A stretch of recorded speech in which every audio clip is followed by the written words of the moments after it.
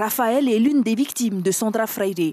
À 60 ans, il est proche de la retraite. En venant au tribunal ce matin, il espère récupérer les 11 millions de francs qu'il a investis dans un projet immobilier vendu par Sandra Freire en 2014. Elle lui avait alors promis un bénéfice de 9 millions.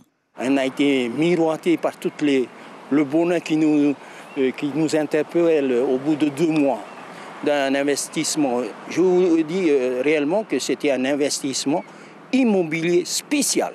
Là, le terme exact qui a été nous dit par Madame Freire.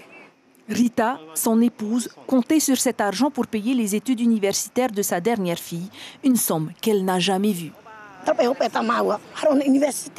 À cette époque-là, ma dernière fille était à l'université. J'avais alors demandé à Sandra de me rembourser.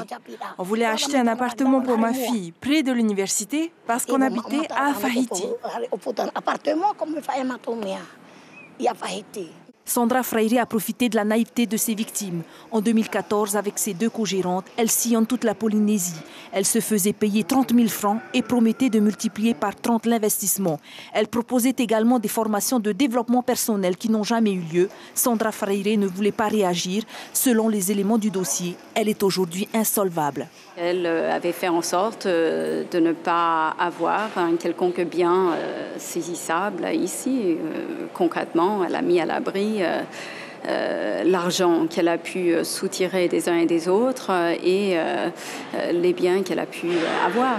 Pour se défendre, Sandra Freire a fait appel au service d'un avocat parisien. Elle est impliquée dans une autre affaire d'escroquerie, mais cette fois en dehors de la Polynésie. Le président de la Cour d'appel n'a pas manqué de lui rappeler qu'elle devra revenir la prochaine fois avec ses valises.